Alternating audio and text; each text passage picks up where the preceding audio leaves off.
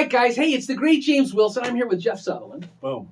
Hey, we want to cover, okay, so we've gone over a bunch of stuff. You finished day one. Now we're day two, and we're not going to go through every day for the year, but we're definitely going to cover some segmented chunks. And so this is going to be day two because there's still a couple of rudimentary things we want to get under our belt. Yep. First thing we'd recommend is one of the best ways to cultivate business is through your sphere of influence. These are people that you actually know. They're your friends. You've known them. They're colleagues. They're friends. They're neighbors. These are people that you've actually met. These are people you know. I never, people say sphere, S-P-E-A-R, and you said S-P-H, sphere. Sphere. And what does that mean? I don't even know what that means. Well, I kind of see it like we have different circles of people in our life, right? We have our circle of our sphere of influence, which means we have influence over these people. They're in our lives, and we have the ability to hopefully get them to where they want to do business with us when it comes to real estate. So people that like us, know us, trust us, Right.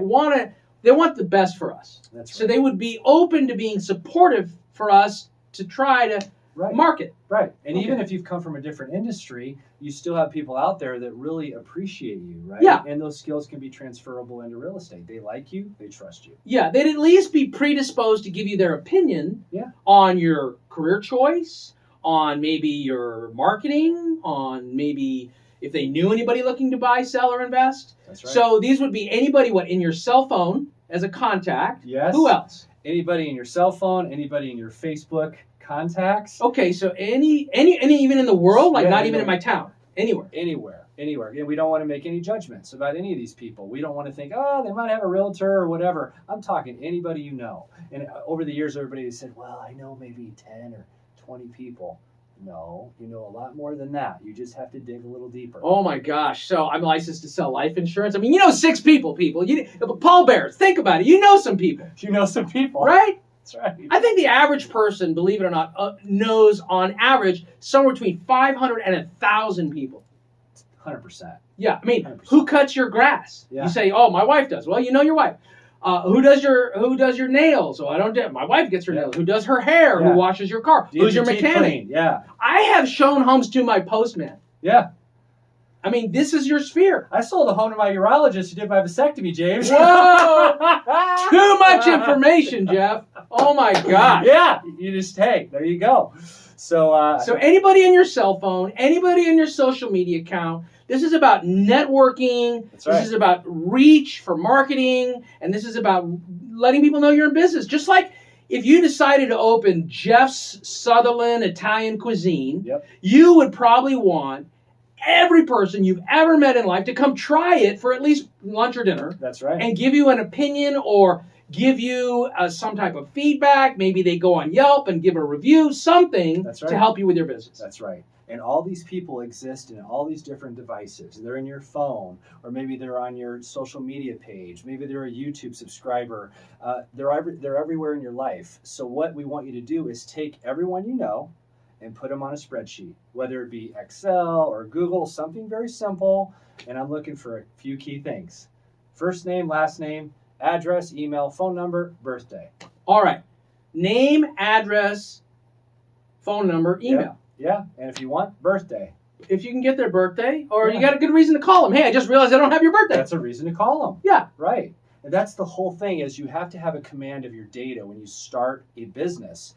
You have all this information out there in different locations. You need to put it in one central location because we're going to be taking that spreadsheet that you create and doing something magical with it. So we're going to create a marketing program, but this is like you have a convenience store. You're going to be open, but you have no milk, you got no bread, you got no eggs. What are people going to buy from you? Right. So you've got to have this inventory of relationships that you can then, and I'm going to use the word leverage, you're going to lean on them for support, at least to get some feedback to jumpstart and prime the pump. Yeah. And by the way, these calls you're making to people or the way that you connect with them, the mechanism on how you do it is not that important. It's just important that you do it. You can text them, you can message them. All right, so this is a whole nother show. Right, yeah. like I'm so uncomfortable. I haven't talked to this person in 8 years. Yeah, we'll do a show on this. That deserves a show. Yeah, because there is some techniques to really reconnecting with people. Yeah. But what you need to know is you need to start piling people into this spreadsheet. You got to have a list. You got to have a list to start with, Yeah. right? Because ultimately, once we get that list full and complete, and it's never really complete, you're always adding people, sometimes subtracting people, but you're uploading that into what we call a customer relationship management system. And that's where we really reach out to the people we know. So if this sounds awkward or not natural, or this is just not something you're used to, yeah, no kidding. You've been an employee your whole life and you showed up and got paid for your time. We're starting a business, guys. This is not you're punching a clock. This is you're going to start a marketing program, and so this is what it's going to take. Yep. Now the second step is James and I have been trained in this wonderful methodology that you need to declare your goals or your intentions to the universe. Okay. So I would say howl at the moon. Yeah. You have to let the world know that you're now a realtor.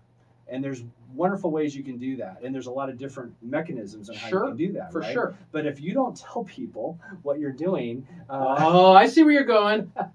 I'm onto it. Yeah. So you mean if I'm a secret agent, if I'm 007 and no one knows I have a real estate license, they don't know I can solve all their real estate problems, and I'm just like sitting at home, all the Netflix I can handle, and the wife is going, hey, hotshot. Hey, Mr. the next great real estate tycoon, how's marketing going? And you're like, well, I've been watching all the HGTV I can. That's not the approach. Yeah, you can be a really smart realtor, and you can have no business because you're not marketing yourself. Okay. Yeah. I got it. Yeah. So it's really important that we make these bold declarations about who we are, what we can do, and really just being available, right? That's right. I mean, that's part of it. Yeah. Knowing you even have a license is critical. Right. And that's probably one of the biggest things that we're going to be focusing on in the first year of your business, right? Is we're going to teach you guys how to market yourself to get business. That's what this business is about. Oh my gosh. I was working for an attorney not too long ago here locally. We did a 90-day project, and he and I got to talking about law school because for a while I thought I wanted to go to law school. And he said, they don't teach us anything about marketing. Right. And it's very much like real estate. You learn some of the vocabulary and the multiple guest test, but you don't really learn about how to go out and get a customer. Right. How do you acquire and market a customer? And then when you are talking to someone, like, what do you say? Hi, I have a lockbox key. I'm really friendly. I mean, everybody, that's like saying, well, I'm going to go to a restaurant and their value proposition is they wash the plates. Like, I expect you to wash the plates. That's right. That's the minimum standard of the restaurant would be washing plates. Absolutely. And there's so many different ways to reach out and connect with people, right? You can do it via phone call, old school, which I love. You can do it via a personal note. You can do it via a text. You can do it through video. There's so many different ways. So our job and your job is to figure out what is exciting and what's your passion, and how can we help you lean into that thing that you really enjoy doing, so it makes generating business fun and it complements who you are. I cannot wait till we help you develop your offer. That's going to be the exciting part. That's it, right? It's about that special value proposition, that special offer that only James the Great Wilson can offer. That's it. It's beautiful. Yeah. So it's really, that's part of the day two and forever and ever and ever, right? That never ends. You're always creating marketing, and at the beginning of your career, you're a little bit more on the prospecting side. And as your marketing starts to mature, what happens is you start having people call you because that marketing starts to season. So that's part of the maturation process of marketing. Oh my gosh. That's when it gets fun, guys. I can't even tell you, brand new people, they show up and they're like, gosh, I'm making all these calls. And they're like, I never see you make calls. It was like, I made 3 calls and set 3 appointments. I didn't have to make 300 calls. I've been doing this for a while. Right. Bunch of years. Yeah. And now here's what's a challenge. The first few weeks you're in the business is you have a lot of stuff to do, right? A lot of systems to get involved with, right? And you're starting to think, gosh, am I ever going to get out there in the world and sell some stuff? That's why that accountability part is so important, because there's dollar productive activities and there's non-dollar productive activities. Oh, we call it 80-20 in my team. That's right. 80-20 is so critical. A Nobel Peace Prize. That's right. Is it Nobel Prize? Yeah, we'll just call it that. So it's called the Pareto Principle, guys. That's right. And it applies in everything in life universally. There's only 20% of your activities you're going to make most of your money from. That's right. The other 80% activities are busy work. Yeah. So when we get into calendar management and we start challenging you on your calendar, what are you doing in that top 20% of your time? Yeah. How are you spending that? Yeah. Right? And we got to start working on that muscle early on to help you develop that in your career. Yeah, because you can be super busy and not productive. That's not going to get you where you want to See be. it everywhere. People are licking stamps and they're working on websites and they're not selling any I business. can't. So I was talking to an agent about taking a look at working together. And you know what they told me? Well, I just don't have time. I've spent the last 6 months working on my website, and I've invested $100,000. And I'm like, I know, and that's why I want to talk to you, because Wow. if you work with me, I'll have your website ready in about 10 minutes, and you won't have to pay nowhere near $100,000. Yeah. And you'll be out on appointments this week. Yeah.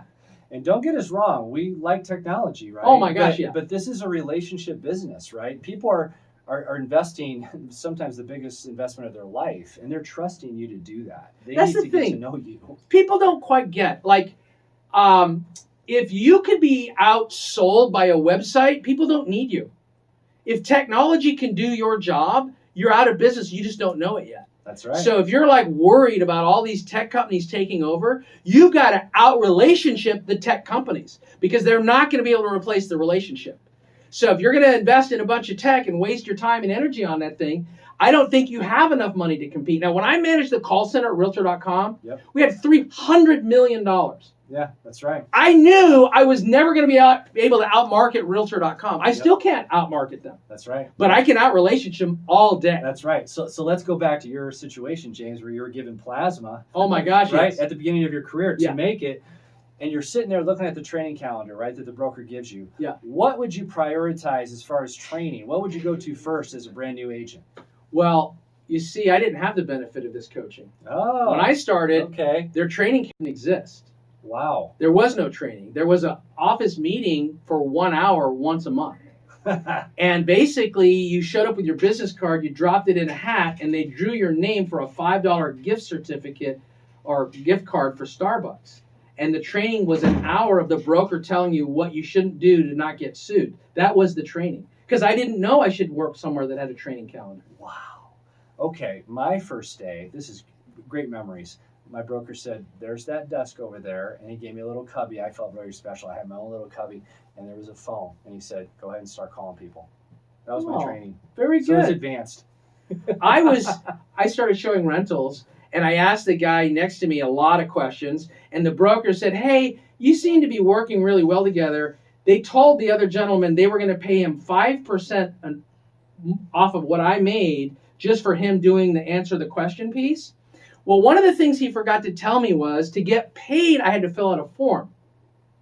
And so I was about 4 or 5 weeks in showing rentals, Right. and it was raining one day, and I had my shoe off, and I was stuffing newspaper in my shoe because I had a big hole in the bottom of my shoe. And he goes, what are you doing? And I said, well, it's raining, and I'm trying to keep my socks from getting wet. And he goes, well, where's all the money you made? And I said, yeah, where is the money I made? And he goes, dude, you probably got like $2,000 or $3,000 in checks over there. Why don't you go get them? I go, how do I get them?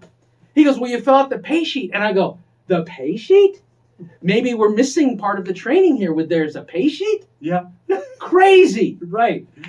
So let's assume there is a training schedule. Okay. Let's hope that there's a training calendar. Yeah, don't right? take the arrows like I did. Right. So wouldn't it be a good idea to prioritize the training that you go to and make it maybe about marketing Maybe. more than some of the administrative things? Because my what I've learned in my career is you're always going to have administrative stuff to do, right? You're never going to have everything perfect.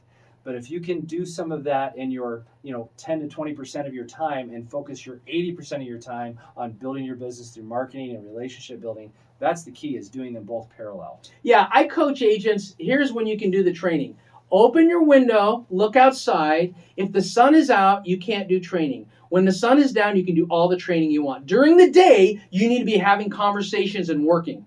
At night, you can do all the training you want. Yeah, we don't play, do we? We want you to succeed. And that's, light or darkness, that's how he does it. Yeah. So here we are in day 2. Yeah. What else do I need to do? So, I think that gives you plenty to do in terms of getting your people in your database, making sure that the last thing I would probably say is looking at the database that they provide you, or if they don't, researching what database that you need. Wait a minute, you mean the technology component, if they have one? If they have one, because ultimately what you're going to be doing is putting those names into that database. Okay. So to me, that's a key thing to do in addition to calling everybody. And because the first month, the biggest focus in my book is getting everybody's information and building relationships and letting them know what you're doing and going deep with people. For example, like if I have a 300 person database, let's say I know 300 people out there, the way I've always taught, my job is to get to know those families as deeply as I can, because people want to know, first and foremost, how much do I care about them as a family. Okay, so let me catch up here. Yeah.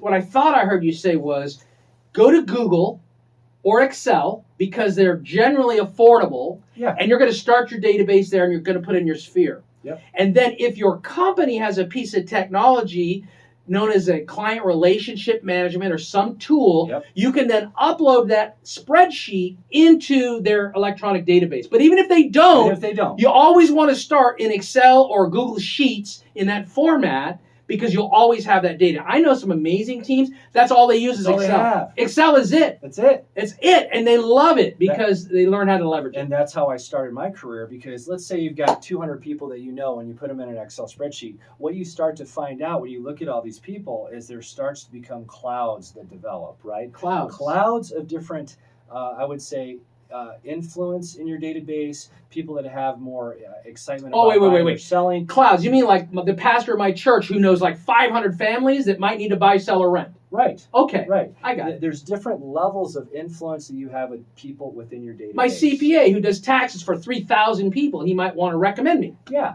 And in subsequent episodes, we're going to tell you how to cloud and categorize your database, because there's A+ clients, there's A's, B's, C's. There's different levels. Segmenting my database. Segmenting your database. Okay. I gotcha. So, but the first step is getting people in there and getting the data accurate. And this is so great, because as you get the data accurate, you can actually be making those phone calls. You can be building relationships. So it's not just going out and figuring out from looking at tax records and all these different things where people live. It's developing relationships as you're doing that. So day 2, I'm just really getting all my crap together. I'm putting it all in one big pile in my spreadsheet. Exactly. Wow. So I'm just really preparing to go do the work. Preparing. Yeah. Okay. That's the way I see it. All right. And then so I got my list.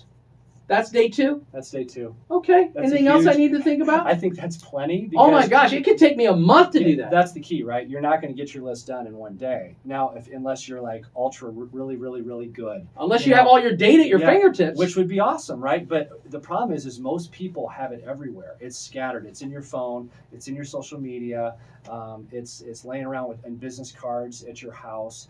I've got shoe boxes of business cards. Right. And that's what we're trying to say here is you know more people than who you think you actually know. There's tons more out there. So I went to some training and I was in a different business and I grabbed somebody's business card and now he's living in Dallas. I can still rekindle that relationship because he knows people looking to move here and I know people looking to move there. Exactly, James. Okay, yeah. So I'm working on my list, but it seems like I should do some marketing. I should start doing some research. Or none of that yet? Yeah, I think that my call on that is you're not quite ready for that. I think that's maybe in the next episode or the next episode. To me, it's all about get people in and start talking to people, right? Because they want to know what you're doing, and you got to have excitement about it. You got to be pumped about what you're doing and be able to share it with the world. Yeah, I think I hear you saying, and it's really critical.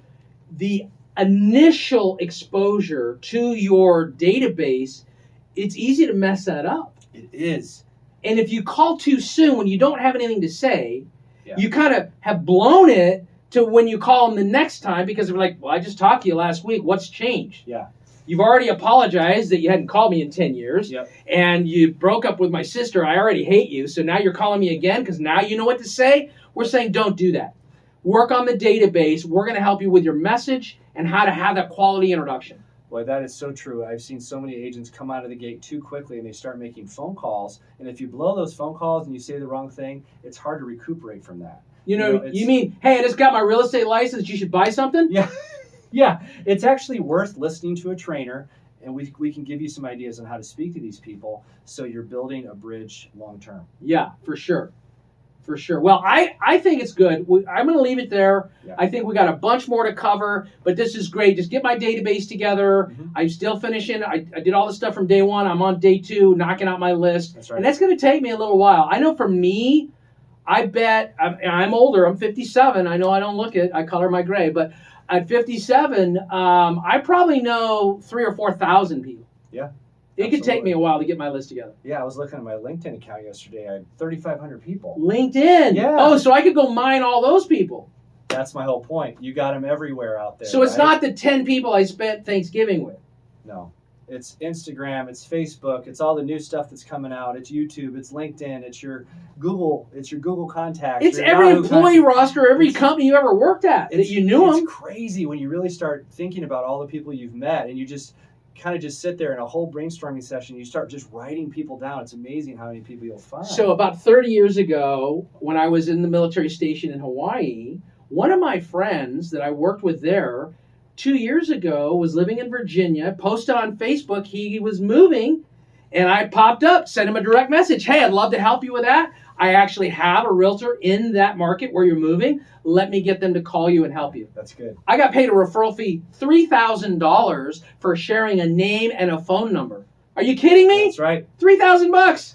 Now, this is really important. We can't forget to say this. We can't make assumptions, okay? Let's say you thought about that person you met 5 years ago or whatever. Yeah. And what happens with a lot of people is we think, gosh, I haven't talked to them for a while, and I would feel really bad if I call them if I haven't talked to them in 5 years, right? I am asking you guys to trust us with this process and put down everybody you've ever met and trust us. We'll help you with the words to say to build that bridge. Yeah. Don't worry about what they're thinking. Don't make assumptions on what they're thinking because that's the wrong thing to do. We can't assume the way other people are thinking. Again, build the inventory for your Circle K. Get us all the bread and all the eggs and everything that's going to be for sale. Get us that inventory list. We'll help you sort it. We'll help you slice it and dice it. I would also give you a little bonus item. Have your spouse prepare their list of all the people they know. There's a little tidbit I'll throw in for free. I love it. Man, that was so good. So stay tuned for our next episode. Hope you're enjoying this. Yeah. All right, guys. Have a good one.